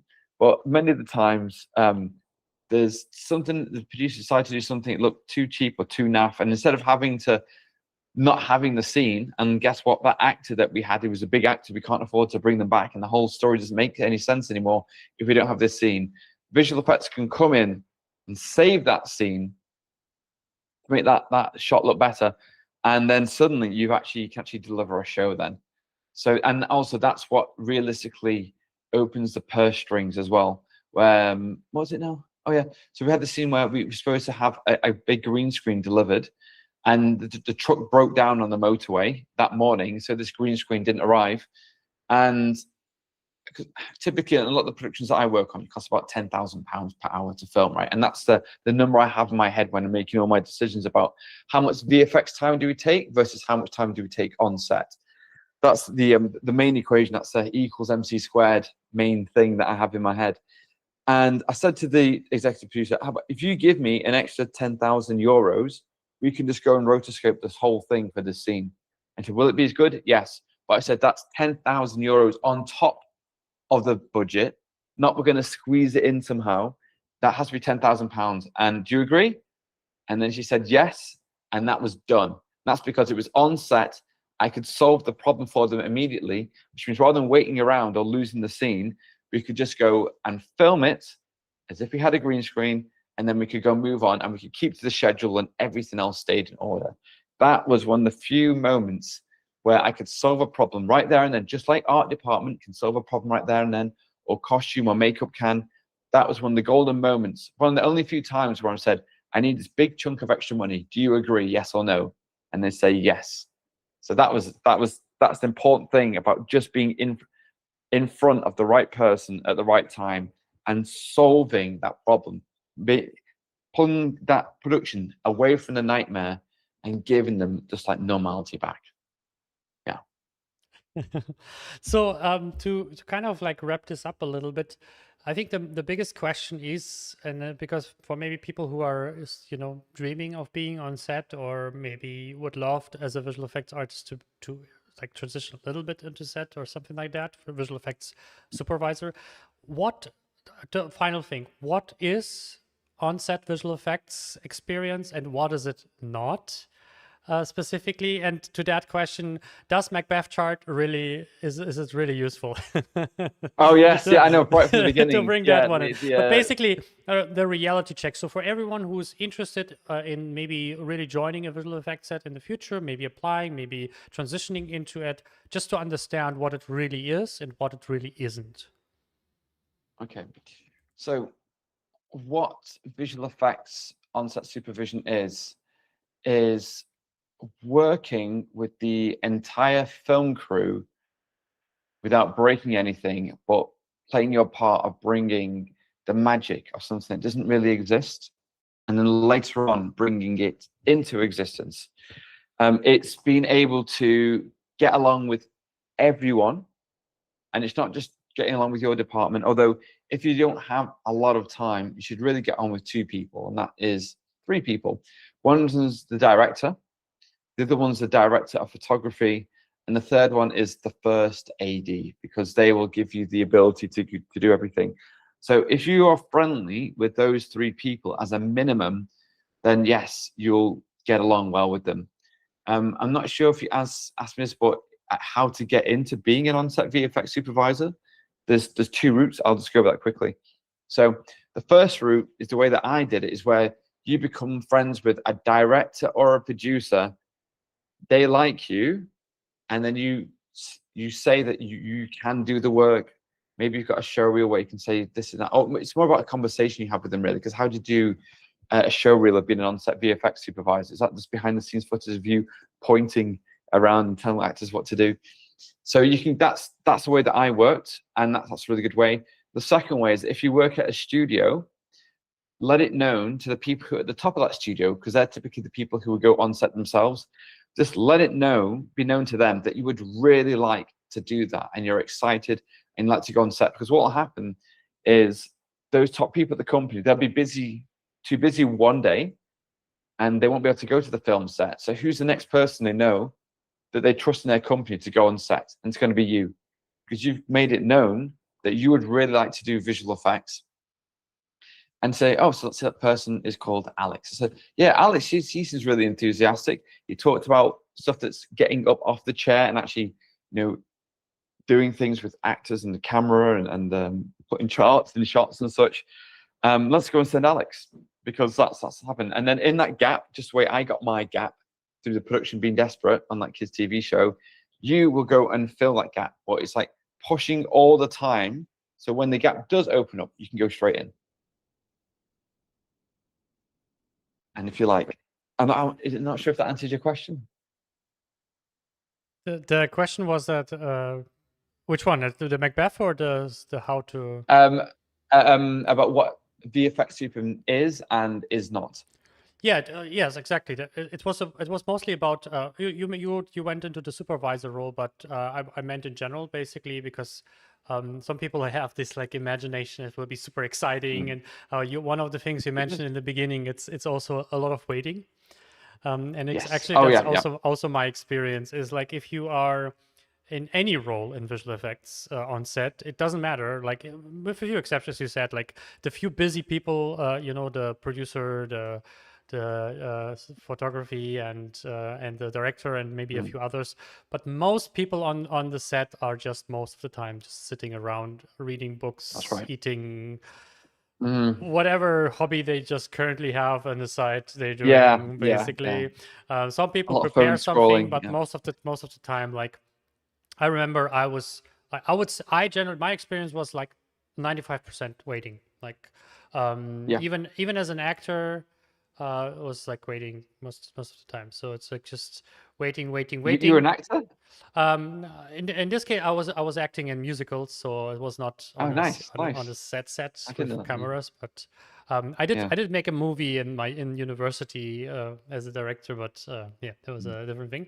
Uh, But no, but even like even yeah, it doesn't matter what role. I think that is the thing that people sometimes don't understand, that if you are on set and if you're not one of the key people, you just have to yeah. be have to accept the boredom, and that can still be fun. You can Yeah. still Yeah. have a lot of like that is where I think the people around you become more important, where you do your job, whatever that is, Mm. and then 90% of the time you spend the time with your fellow, neighbor Yeah. people, whatever, and you do some crazy things, some boring things, whatever. And I think that is Yeah. that is the thing. I think that's the biggest downside on set. Anything Yeah.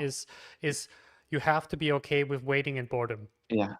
I think that is Yeah, the that's it. I mean, the typical things that I would do when have that downtime between, especially on a show that's not visual effects heavy, where you're not doing things all the time, or you're there just in case. The things that I like to do are one, reading ahead on scripts that to see if there's any visual effects scenes coming up and what can I do to prepare for them. If I can do some kind of pre-visualization, so I can do like a rough cutout, cardboard cutout version of what's going to happen, and I can show that to the director, and then they can say, "Oh, well, we do this, this, and this," and then suddenly I realize, right, so we actually need some practical effects in this scene. Like if someone's getting all out the way, the stunts, no, they might need to have like a jerk rig on that person, and oftentimes no. And you can be this great master of just having an idea of the full system, as I said. Mm. So you can know what you have to prepare. Am I? Do I need to put a Macbeth chart and a silver ball on a drone because the CGI will be that high up? There's no way that I can actually get any lighting reference up there, even on like a really long stick. So maybe I have to hang it off a drone and fly that in there so our artists have like a good lighting reference, that kind of thing. And also just speak to all the other departments as well. Because when I said about the art department with the papers flying around, I mean, if I didn't know that was going to be a huge job for them, then I wouldn't know. So there's always other people you can talk to. You can do that up to a point. At some point, you are just bored, and you've done all the preparation you can do. You've talked to everyone. What else do you do? So, yeah, there is inexorably that is it's always going to be some waiting around, and that's just part of the job. And you still get paid the same and paid well for being on set, for just waiting around. So I appreciate that some people have to dig through mines for every minute of the day. They have a really hard grinding job, and you're basically paid there to eat biscuits and drink tea. So enjoy the rough with the smooth. It's the most British thing. When you start with like 13, and then I was like thinking coffee, and you're like tea. I was like, oh yeah, British. Tea. Because like I think Yeah, everyone in the world would say like 13 cups of, and then it's just usually coffee, and you're like, coffee. Yeah, okay, it's like the most biscuits and tea. yeah. Tea. It's very Because British. 30, I was Tea like crumpets. 13 cups of coffee. I was like, whoa, oh, okay. No, but yeah, Yeah, I think, and I yeah, think the for me personally, the best part about on set is the problem solving, yeah. because it's such an Yes. improvisational environment, as you just described. Like, something happens, it you can plan well, it doesn't matter. Mm. Some accident happens somewhere, something is not delivered, something breaks, something is, but the show must go on, because else there's too many Mm. people waiting, just because the visual effects supervisor is on the toilet. Yeah. Suddenly you have to finish this shot somehow, so someone has to put the plates in, or make photos or whatever in the meantime, or give some. No, but it's like, and I think that is one of my favorite things about on set. It's like handmade problems. You can oftentimes just move something around, drag something into the shot. Something in the background is blocking. They just like 10 people just go out. They just move the thing out of the shot or something like that instead of. Is that like that is one of my favorite things, which to some degree you cannot have in visual effects, because in some visual effects sometimes it's much more, okay, there's like 5 departments involved to fix this rig before we can even move to the shot back again. Where in this kind of situation, okay, the green screen is broken. Someone runs over to the next Home Depot and just gets us something green that we can, smash in the background. So it's like, and I think that is one of my favorite things. It's just you feel like on your toes a little bit more, and it feels more like the success is more visual. You can literally see if you solve the problem, you can see the problem solved like in front of you. Basically. Yeah, as opposed to having to wait for a render to be done. Yeah, absolutely. Yeah. I'll just quickly go over this chart thing here. This is all on a 3D printed rig that I did. We talked about problem solving, right? So yeah, what about the Macbeth chart and how useful is it? There is like a digital Macbeth chart which has many more color swatches than this. So basically more points of data of what this object looks like in this light. But yeah, it's just always useful to have, because the main compositing software I've used is Nuke, and there's a really great gizmo or tool that someone's built on that, where you can basically just drag a grid over this and transform all the colors of a 2D element or a 3D element to the actual lighting that was incident at that exact point. So if it was something at this point in space, I'd put the middle of this exactly there, and then we can get all the lighting reference. Obviously, the gray ball shows you the color and the directionality of the light as well. And this is like a little small version of like having a 360 HDRI picture. But yeah, I always use it. It's so quick to put in. It can be, especially if you have to do a HDRI. Sorry for turning away from the camera for a moment there. Well, let's put that in. There we go.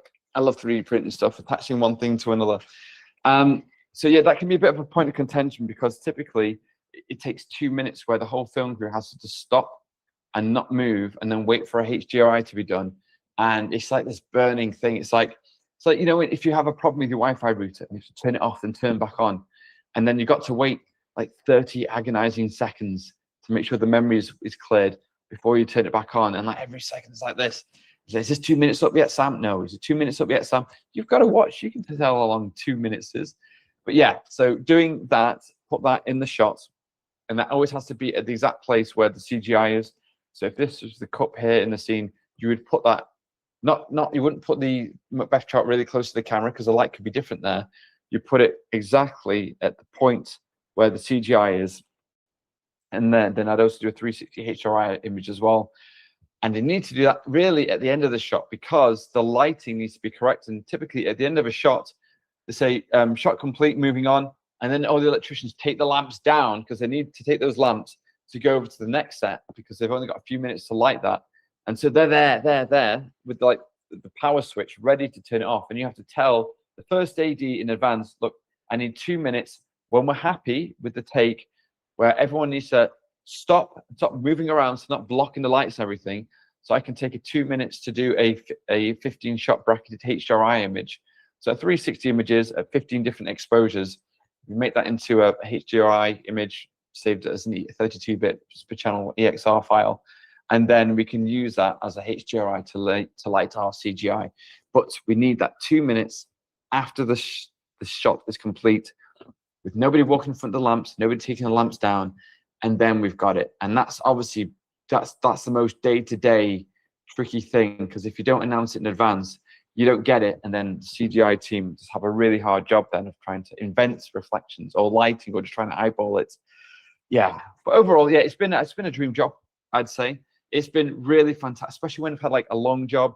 It's really hard to get into. It's like joining up with a family in a circus, where it's hard to get in, but then once you're in, especially if you're friends with directors and producers, and they're going to bigger and bigger things, and they take you with them because they like the way you work. Then you have like a really nice steady-ish income And yeah, you get to make movie magic all the time, and it's like a dream job. Yeah, I love the circus comparison. I think that's actually Yeah, pretty close. yeah, You know, you do your actions and then you pack everything, move on to the yeah. next. Sometimes you see people, sometimes you don't, depending where you are. New city, new faces. Yeah, I think that is great. Like, no, but I think that is also the idea of today is to share a little bit light, give a little bit of stories, but also understand what it is and what it isn't. Basically, because like with visual effects, like with a lot of jobs, people have a certain imagination. Like with investing, people have certain imagination, and then Mm. sometimes it's completely different when you actually do it. And if the more you understand what it actually is, the more it is actually uh, maybe fitting or not fitting. And same thing with financials, actually, as we said, and as you probably also noticed with buying property, it's oftentimes it's not that hard as people think it Mm. is. It starts to become messy over time, obviously. Like, you know, but I think a lot of times we believe things are harder in the beginning than they really are. They become harder when we go really deep into something. But I think Mm. starting with anything is not that crazy, but it's good to know if it's like aligns with you at the end of the day, because there's for everything there's multiple ways. You know, also different visual effects sets are different. You know, in different countries they can be different. As you said, Mm. if you have the different people, can be a completely different experience than if you have maybe a little bit more of unexperienced Mm. DP or unexperienced director or whatever, and they just like, oh, no, well, we don't need a green screen. Mm. Let's just roll with it. AI will fix it or whatever. You know, Yeah, yeah. so I I've think had there a is a DA. I've had a DOP shout out loud, "I'm not a slave to visual effects. Visual effects doesn't tell me what to do." yeah, Yeah. so I think that is important. But yeah, at the end of the day, I think it is an interesting experience being on set. But it's also, I think the circus thing is really a good comparison. You have to understand it's a little bit could be a little bit rough, could be a little bit more improvised than you think it is, could be a little bit more connection heavy. You know, who knows who and how you friends with anyone kind of, than it is maybe Exactly. in other situations. But it also can be a really cool experience. And to some degree, I think I would say rule of thumb, it's probably a little bit more profitable than being a visual effects artist. Overall, I'm not sure, you will probably have better the numbers, but I think in general you are get paid on set more than you Yeah. get paid for the same hour, you know, on the screen. Basically, Yeah, and usually, plus you get played over always. you got paid what? Yeah, I get paid overtime as well. So if you Hmm. go on longer than the right time, then we always get paid overtime as well, just like the rest of the film crew would. And that's if the production ascribes to the trade union rules, which a lot of them do, especially the bigger ones. But yeah, and I didn't even have to ask for it; it's just given. And then we have the trade unions, not even visual effects unions, but all trade unions to thank for that. And it's just yeah, it's just given, which is great. Yeah. That's what a normal work should be. If it's overtime, then it's extra pay. Makes sense, Yeah. doesn't it? I mean, yeah. I'm from Germany. We also have very strong labor laws. So even in visual effects, Mhm. we have also a little bit these unpaid overtime, but we also have paid overtime. So it's like, I think it's like a 50-50 in Germany, Mm. basically, because the labor laws are so strict. So it's like people try to That's get good. around. Like we actually had this argument one time, where this was the weirdest thing. The first hour every day is unpaid. And Mm. I asked the CEO, I was like, why is the first hour unpaid? Oh, because people smoke and they make smoking breaks. And so it's like that. And I'm Yeah. like, I'm not smoking. Yeah, but people do coffee breaks and stuff. I'm like, at that time I was literally drinking zero coffee, so I'm like, I don't drink coffee, blah blah Yeah. blah. And you can see over time. So basically, what happened is, and this is a calculation. So people were if they wanted overtime, you know, they're forced to at least be there for 2 hours to get 1 hour. So it's better to be Nice. 3 hours overtime to get 2 hours. Then, you know, basically it's just like the first hour is never Oh, counting. So you basically, if you do overtime, you want to be really overtime, because else it's like like if you do 2 hours every day, it's just like 1 hour. If you do like Yeah. 3 hours a few times a week, it's like, it counts more a little bit. It's just like math problem. But yeah, that was like kind of a challenging thing. But I think that was still interesting, and I think there is something for some people to consider who are maybe in visual effects or who are want to go into visual effects, that there are still these on-set thing, even for visual effects artists. There's a few roles, not only visual effects supervisor, there's a few other people who could be end up on set depending on the project's complexity. We also have nowadays more and more the whole screen and stuff in the background, which starts to become, you have done more and more people. Suddenly you have riggers on set to help with all these like stuff with the motion builders and the Unreals and whatnot that are on set used. So it's not just visual effects supervisor purely. It can be more and more from the.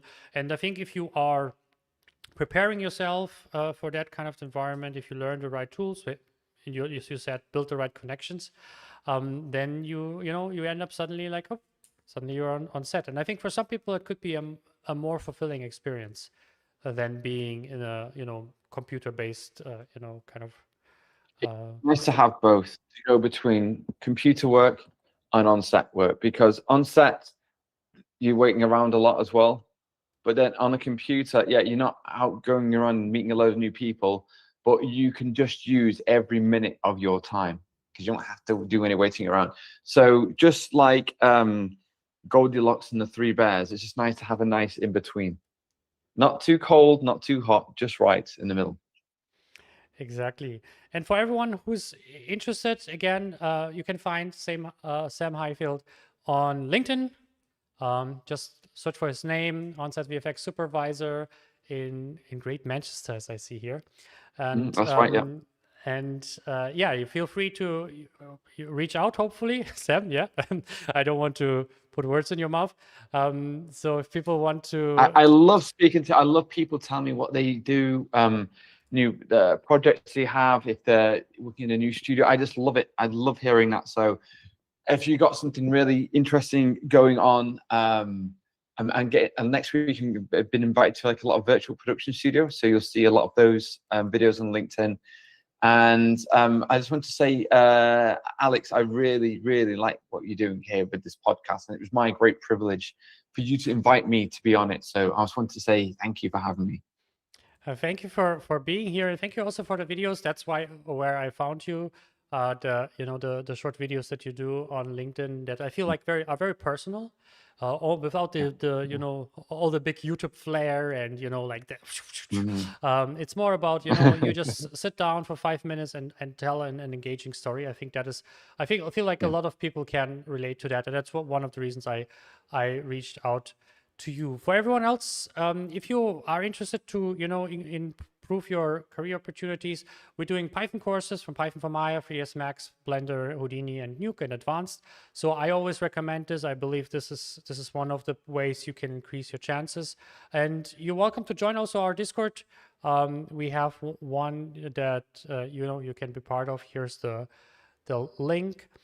And any final words from you, Sam, for our topic, our I do. war stories from the visual effects set?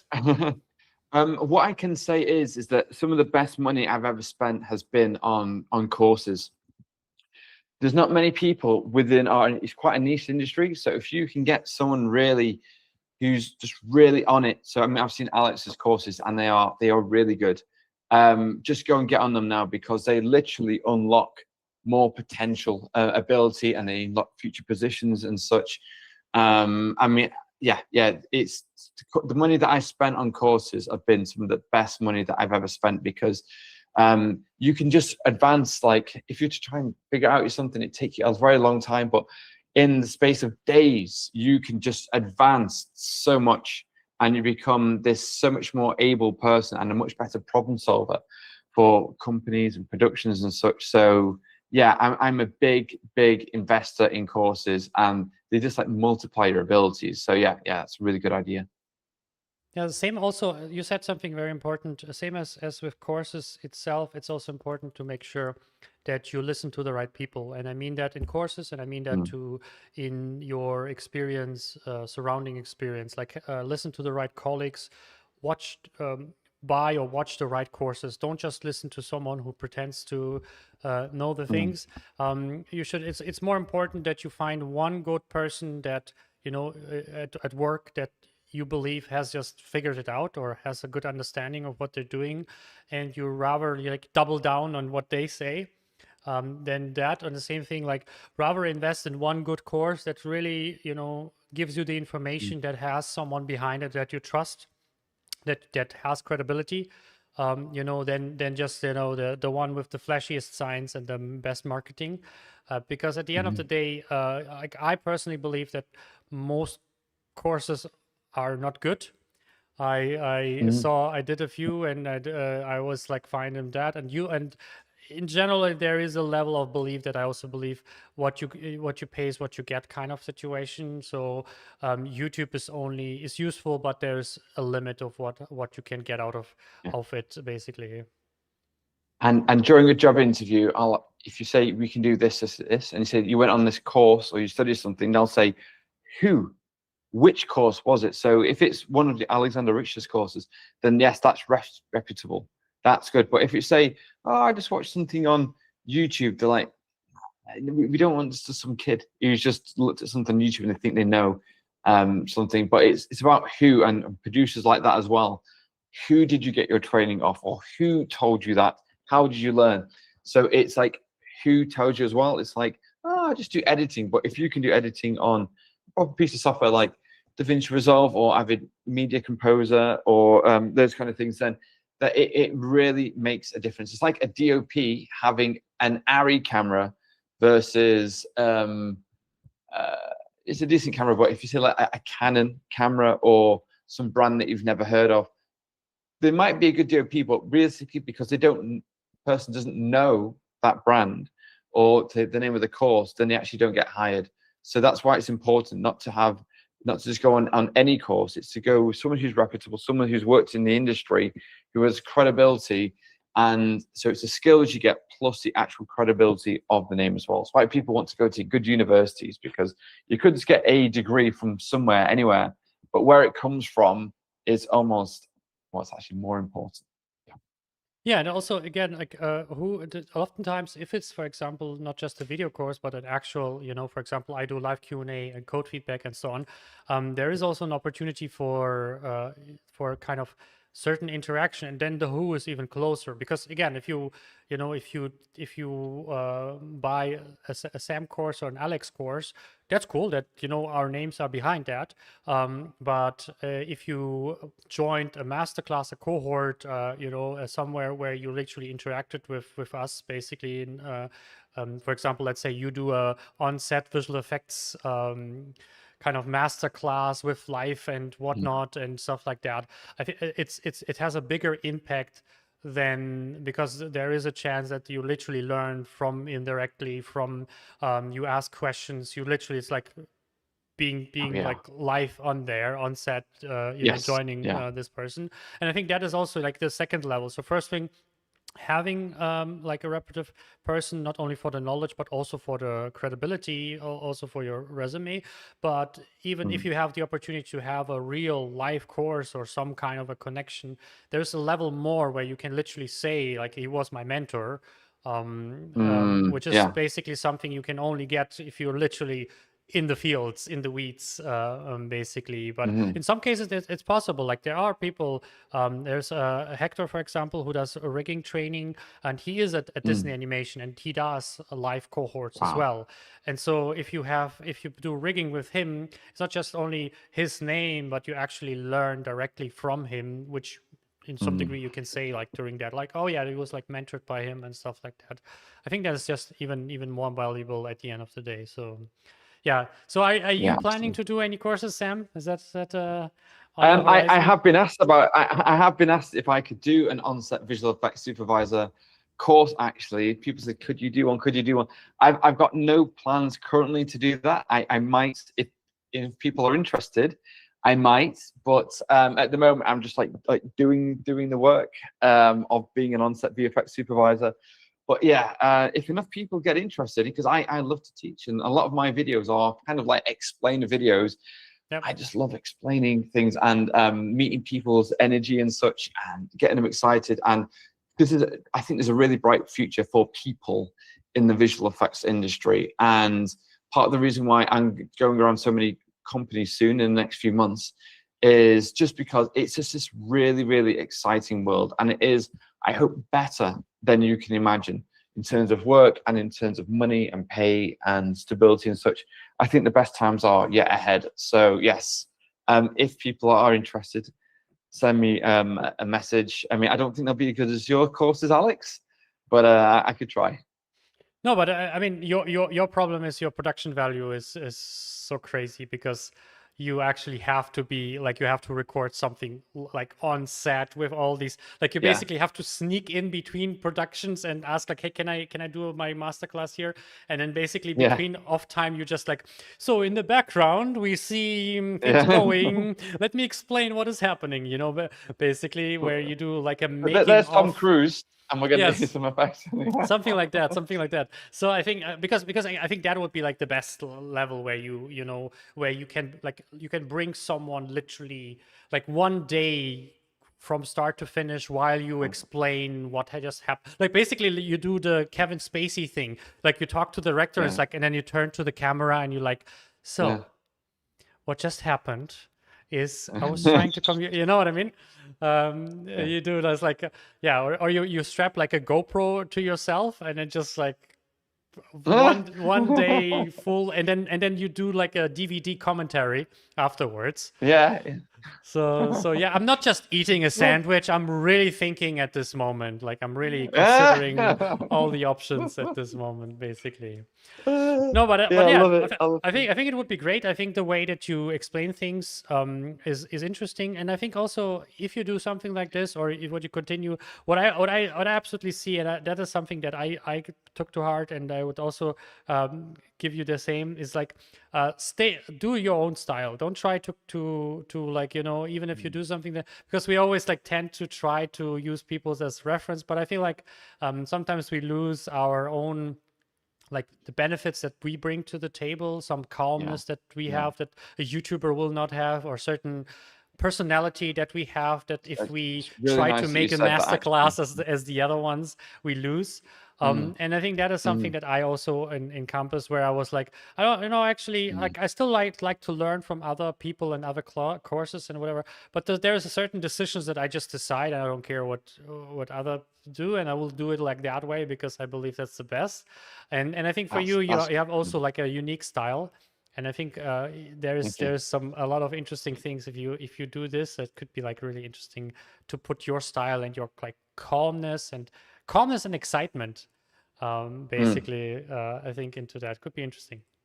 Sam, thank you very much. You put a lot of good thoughts. Thank you.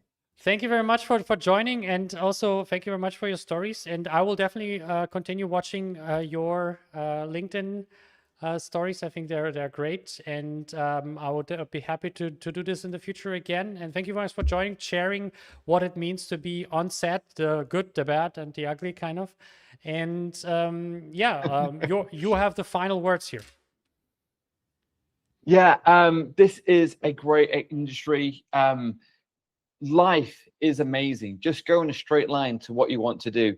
If you really want to do something particular in visual effects, or if you want to be an on-set VFX supervisor, just go for it and just let yourself be known, let your natural energy come through. And it's just a great life if when you go and make it happen. You might go to it in a slightly different route from what you expect. But yeah, life is this incredible, amazing thing filled with wonderful people. And when you get to work in the film industry, you're around other people who are really passionate. And the conversations and the friendships and relationships you'll forge with these people makes for this incredible full life. You feel so alive when you're doing it. You think, yes, this is what I was put on this earth to do. So yeah, so thanks very much, Alex, for giving me the time to speak on your podcast. Thank you. This website is here to share my experience, to take you along with me, and to give you an opportunity for a great career. Here you can find my blog with exciting articles about the industry, great masterclasses, and personal coaching that will bring you to the next level. My YouTube channel handles topics about a career in the film and games industry, being a technical director, and professional scripter. I'm also hosting the 21 Artist Show, which is a visual podcast that inspires creatives to make meaningful content to pursue their passions. Finally, subscribe to my newsletter to get industry insights and updates to new content. That's it from me. See you on the next video.